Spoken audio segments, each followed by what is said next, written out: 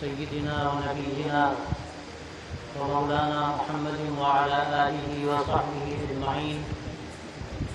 وعلى من تبعهم بإحسان ودعا بدعوتهم إلى يوم الدين. أما بعد، أعوذ بالله من الشيطان الرجيم. وما كان الله ليضيع إيمانكم إن الله بالناس لرؤوف رحيم. صدق اللہ العظیم. حضرات محترم اور عزیز طلباء، میں سب سے پہلے استاد محترم مولانا مفتی عتیق احمد صاحب کا شکر گزار ہوں اور ان کو سب بار مبارکباد پیش کرتا ہوں کہ محض اللہ کی توفیق ہے کہ انہوں نے ایک ایسے موضوع کا حق ادا کیا جس پر لکھنے کی بڑی ضرورت تھی، اور فقیر اسلام حضرت مولانا سید ابوالحسن علی ندوی رحمۃ اللہ علیہ نے آج سے تقریباً نصف صدی پہلے جب مولانا سے ان کا تعلق ہوا ہمارے مولانا عتیق صاحب کا، اس وقت سے حضرت مولانا کی نگاہوں نے محسوس کیا کہ ان کے اندر جو صلاحیتیں ہیں ان کو آگے بڑھانے کی ضرورت ہے. اس کی تفصیل خود مولانا نے بیان فرمائی کہ وہ ندوے تشریف لائے، اور میرے بالکل ابتدائی دور کی بات ہے. میں نے خود محسوس کیا حضرت مولانا رحمۃ اللہ علیہ جس طرح مولانا کی قدر فرماتے تھے اور بہت سے تحقیقی کاموں میں وہ حضرت مولانا کو مکلف کرتے تھے تو تحقیقات اپنی پیش کریں، اور مولانا کی تصنیفات میں ان سے فائدہ اٹھاتے تھے، اور متعدد جگہوں پر انہوں نے حضرت مولانا نے اس کے حوالے دیے ہیں. اللہ تبارک و تعالیٰ نے مولانا کو یہ تحقیقی ذوق دیا، اور میں نے مولانا سے یہ عرض کیا کہ یہ کتاب جو آج سامنے آئی ہے تقریباً 40-45 سال کے بعد، یہ کتاب تو ایسی ہے کہ اگر مولانا اسی میدان کو اختیار کرتے تو شاید اس وقت کے بڑے مورخ ہوتے. لیکن مولانا کا پھر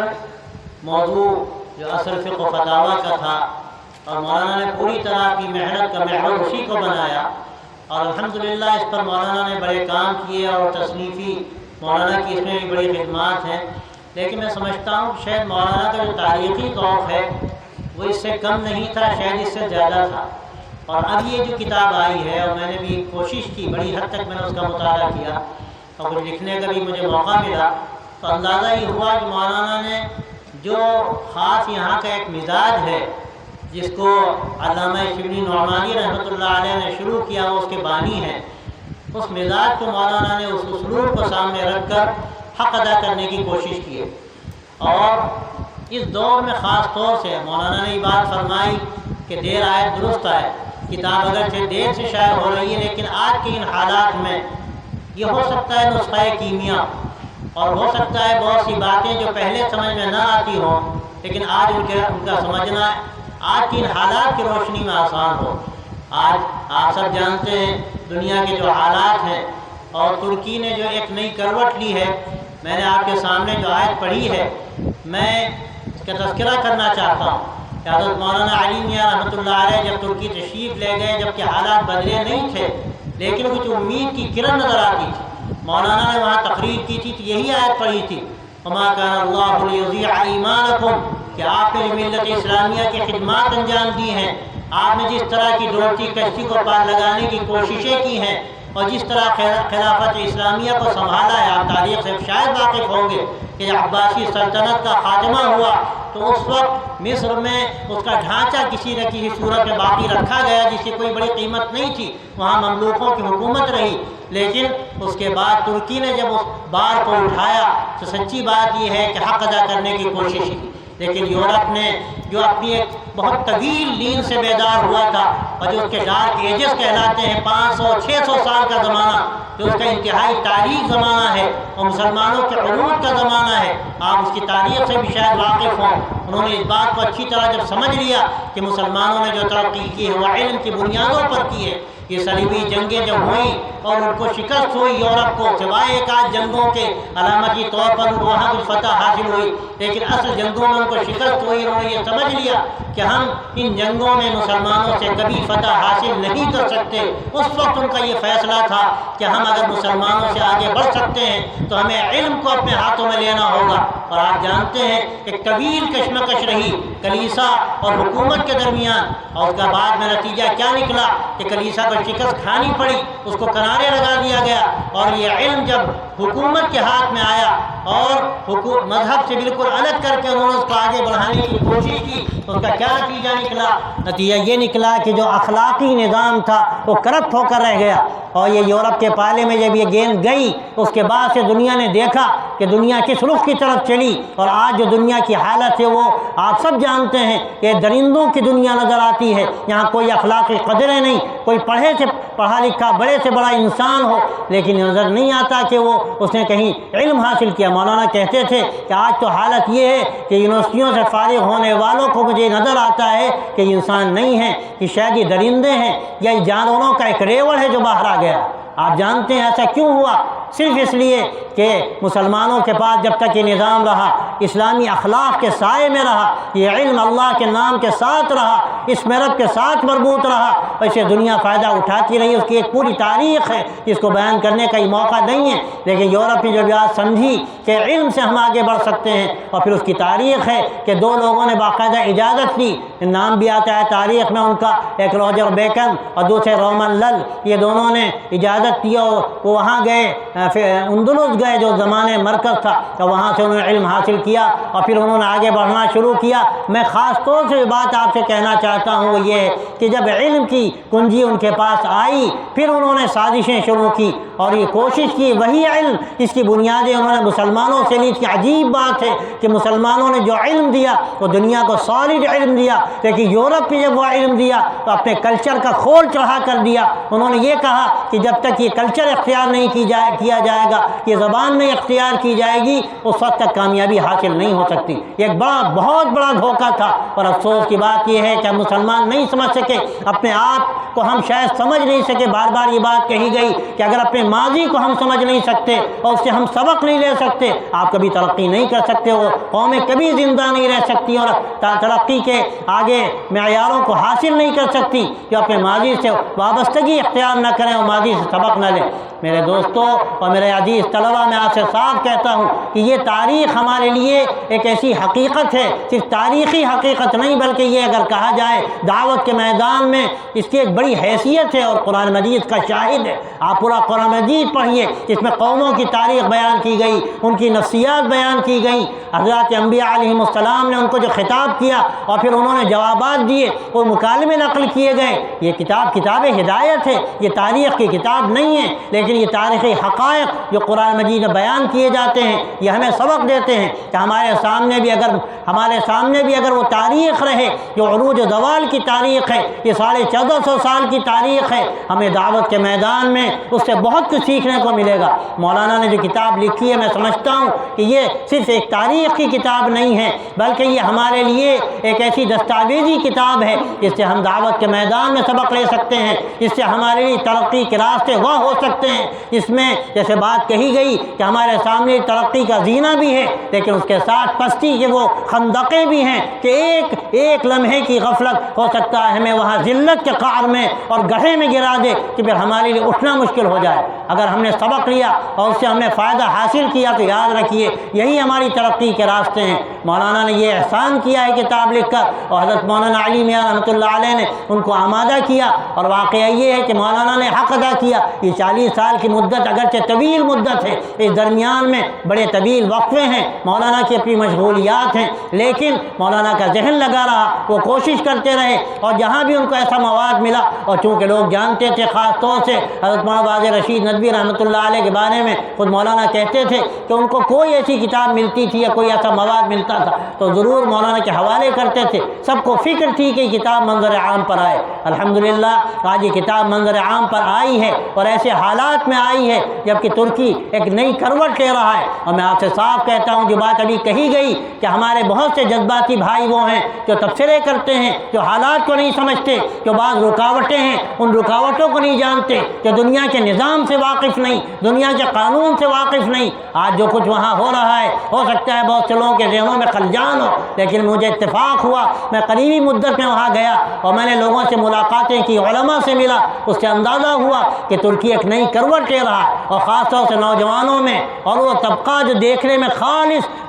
ہمیں یورپ کا پروردہ نظر آتا ہے اپنے لباس میں، اپنے کلچر میں، لیکن میں نے محسوس کیا کہ ان کے دلوں میں جو ایمان کی چنگاری فروزاں ہو رہی ہے، اور یقیناً یہ ایک بہت بڑا اس کے پیچھے ایک پس منظر ہے، ایک خلفیہ ہے۔ اگر اس کا مطالعہ کیا جائے بڑے حقائق سامنے آتے ہیں، اور میں نے اس کا کسی حد تک تجزیہ کیا تو مجھے اندازہ ہوا کہ ایک تسلسل تھا۔ شیخ سعید نورسی رحمۃ اللہ علیہ نے جو محنت کی ہے اس کا بڑا حصہ ہے اس میں، لیکن قریبی مدت میں دیکھتا ہوں اگر سیاسی اعتبار سے دیکھا جائے تو نجم الدین اربکان کا نام سامنے آتا ہے، اگر روحانی اعتبار سے دیکھا جائے تو شیخ محمود آفندی کا نام سامنے آتا ہے، اور اگر تعلیمی اعتبار سے دیکھا جائے تو شیخ امین سراج کا نام سامنے آتا ہے جو مسجد الفاتح کے امام رہے۔ اور آپ شاید جانتے ہوں کہ حضرت مولانا علی میاں رحمۃ اللہ علیہ جب مصر گئے 1951-52 کی بات ہے، اس زمانے میں وہاں جو لوگ تعلیم حاصل کرتے تھے ان میں شیخ یوسف القرضاوی بھی تھے اور شیخ امین سراج بھی تھے۔ اس وقت مولانا نے شیخ امین سراج سے یہ بات کہی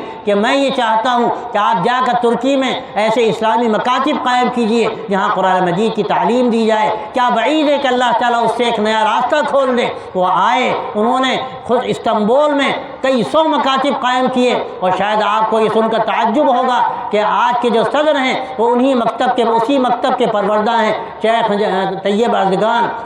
انہوں نے اسی مکتب میں قرآن مجید پڑھا اور تجوید سیکھی۔ آپ جانتے ہوں گے اچھا قرآن مجید وہ پڑھتے ہیں کہ اس میں نظرۃ العلماء کا بھی کہیں نہیں کہ ایک فیض نظر آتا ہے، اور یقیناً یہ فیض کس کے لیے ہے؟ جانے والا چلا گیا، وہاں اس کا فائدہ حاصل ہوگا، اور ان کاموں کا اصل مقصد یہی ہے کہ اللہ کی رضا حاصل ہو، دین کی کوئی خدمت ہو، اعلیٰ کلمت اللہ کا جو جذبہ ہمارے اندر ہے اس کے لیے ہماری جو کاوشیں ہیں اس کا مقصد یہی ہے کہ اللہ کی رضا حاصل ہو، اللہ کا نام بلند ہو، اللہ کے نبی صلی اللہ علیہ وسلم کا جو دین ہے آج جس قسم پرسی کے عالم میں ہے، اور جن حالات سے ہم اور آپ گزر رہے ہیں، میں آپ سے صاف کہتا ہوں سب سے بڑھ کر ذمہ داری نظرۃ العلماء کے فضلاء پر ہے، یہاں کے پڑھنے والوں پر ہے۔ اگر ہم غفلت کی زندگی گزارتے ہیں تو آپ یاد رکھیے آپ کبھی کامیاب نہیں ہو سکتے۔ یکلح غافل بودم صد سال راہم دور شد، ایک لمحے کی غفلت نہ جانے ہمیں کہاں سے کہاں پہنچا سکتی ہے۔ یہ کتاب بھی ہمیں سبق دیتی ہے، آج کے حالات بھی ہمیں سبق دیتے ہیں۔ آج اس کا موقع نہیں ہے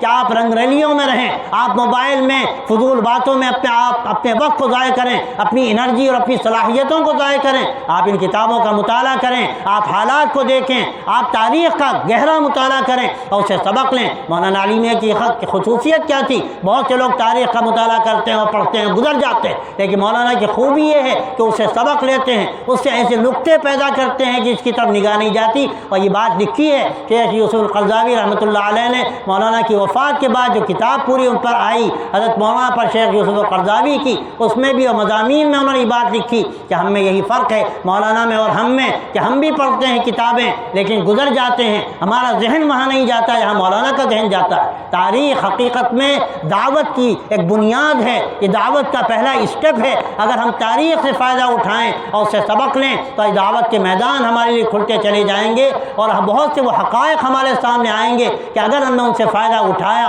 اپنی زندگی میں اور پھر اس کی روشنی میں ہم نے آگے بڑھنے کی کوشش کی، تو آپ یاد رکھیے اللہ آپ سے وہ کام لے سکتا ہے جو کام اللہ نے یہاں کے بڑوں سے لیے، اور یہاں کے کیا بلکہ اور آپ آگے جائیے۔ حضرت شاہ ولی اللہ دہلوی رحمۃ اللہ علیہ جیسا امام اور ایسا مفکر اور دعوت کا جذبہ رکھنے والا، ان کی قلم سے حجت اللہ البالغہ جیسی کتاب نکلی، اور دوسرے حضرات امام سرہندی ان سے پہلے اور ان کے بعد حضرت امام سید احمد شہید رحمۃ اللہ علیہ، ان کی تاریخ آپ دیکھیے تو آپ کو اندازہ ہوگا انہوں نے بھی کیا کیا، اپنے پیش رووں سے سبق لیا اور تاریخ سے انہوں نے فائدہ اٹھایا، اور ایک ایمانی قوت کے ساتھ، ایمانی جذبے کے ساتھ سربکف ہو کر انہوں نے قدم آگے بڑھایا۔ اللہ نے ان کی مجاہدانہ کوششوں سے، ان کی ایمانی قوتوں سے اس ملک میں ایمان کی آبیاری کا وہ کام لیا جس کا اعتراف کیا ہمارے بڑے علماء نے۔ تو میں آپ سے یہ کہنا چاہتا ہوں کہ یہ کام حقیقت میں ایک ایسے کام ہے یہ کہ اس سے ہمیں بہت کچھ سبق ملتا ہے،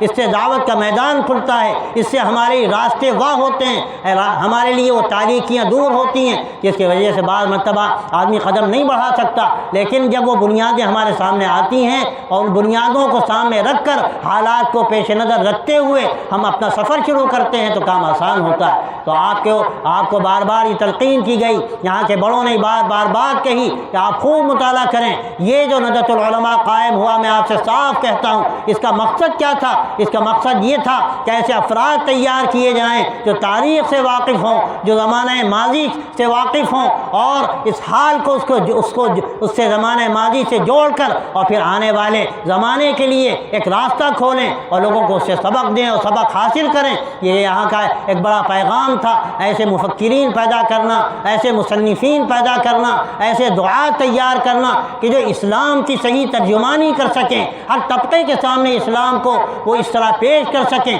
جیسے اس کو ضرورت ہے، جیسی اس کی صلاحیت ہے۔ اور یہ کہا گیا کہ کلموا الناس علی قدر عقولہم، کہ لوگوں کی عقلوں کو دیکھ کر تم ان سے گفتگو کرو۔ تو میں مبارکباد دیتا ہوں مولانا کو، انہوں نے ایک بہت بنیادی کام کیا اور میں امید کرتا ہوں کہ انشاءاللہ اس سے فائدہ اٹھایا جائے گا، آپ بھی فائدہ اٹھائیں گے، اور جو ریسرچ اسکالرس ہیں دنیا میں وہ بھی انشاءاللہ اس سے فائدہ اٹھائیں گے اور زبانوں میں ترجمے بھی ہوں گے۔ وقت بھی زیادہ ہو چکا ہے، میں پھر مبارکباد دیتا ہوں مولانا کو بھی اور تمام حضرات کو۔ آپ نورانی محفل میں، ایک علمی محفل میں شریک ہوئے، اور میں سمجھتا ہوں کہ یہ رسم نہیں رہ جائے گی، یہ رسم اجرا نہیں ہے، بلکہ حقیقت میں یہ ایک کھویا ہوا فسانہ ہے جو آپ کے ہاتھوں میں رکھا جا رہا ہے، اور آپ کو اسے سبق لینا ہے، اور اس مجلس سے آپ کو ایک سبق لیتے ہوئے اپنے لیے نئی زندگی کا آغاز کرنا ہے۔ اللہ تعالی ہم سب کو توفیق عطا فرمائے۔ وآخر دعوانا الحمدللہ رب العالمین۔ اللهم لك الحمد ولك الشكر، اللهم لا نحصي ثناء عليك أنت كما أثنيت على نفسك، اللهم صل وسلم وبارك على سيدنا ونبينا ومولانا محمد وعلى آله وصحبه أجمعين۔ ربنا تقبل منا إنك أنت السميع العليم وتب علينا إنك أنت التواب الرحيم، رب وفقنا لما تحب وترضى واجعل آخرتنا خيرا من الأولى، اللهم أحسن عاقبتنا في الأمور كلها وأجرنا من خزي الدنيا وعذاب الآخرة، وأجرنا من خزي الدنيا وعذاب الآخرة، وأجرنا من خزي الدنيا وعذاب الآخرة۔ اے اللہ اس تقریب کو بابرکت فرما، یا اللہ جو کام ہوا ہے اس کو اپنی بارگاہ میں قبول فرما، یا اللہ مولانا کے لیے بھی اس کو صدقہ جاریہ بنا، اور جو لوگ اس کے محرک ہوئے اور دنیا سے جا چکے یا اللہ ان سب کے لیے اس کو صدقہ جاریہ فرما، یا اللہ اس سے ایک نیا مستقبل روشن فرما، اس سے فائدہ اٹھانے کی توفیق عطا فرما، یا اللہ ہمارے طلباء کے اندر ایک نیا ولولہ اور نیا شوق پیدا فرما، نیا جذبہ پیدا فرما، یا اللہ ان کو ملت اسلامیہ کا سپورٹ بنا، ملت اسلامیہ کے لیے ان کو اپنی جان کھپانے کی یا اللہ توفیق عطا فرما، اس کی تیاری کی ان کو یہاں سعادت عطا فرما، یا اللہ وقت سے فائدہ اٹھانے کی توفیق دے، ضیاء وقت سے ہم سب کی حفاظت فرما، یا اللہ اپنے فضل و کرم سے اس ادارے کی بھی حفاظت فرما اور تمام دینی اداروں کی حفاظت فرما، یا اللہ ان کے اندر اور قوت پیدا فرما اور نئے ان کے اندر صحیح روح پیدا فرما، یا اللہ ان کو بہتر سے بہتر افراد تیار فرما، بہتر سے بہتر افراد مہیا فرما، بہتر سے بہتر افراد تیار فرما، یا اللہ اپنے رضا کے کاموں کے لیے ہمیں قبول فرما، اور جو حضرات آئے ان کے آنے کو قبول فرما، جنہوں نے محنت کی ان کی محنت کو قبول فرما، وصلی اللہ تعالی علی خیر خلقہ سیدنا و مولانا محمد وعلی آلہ وصحبہ اجمعین برحمتک یا ارحم الراحمین۔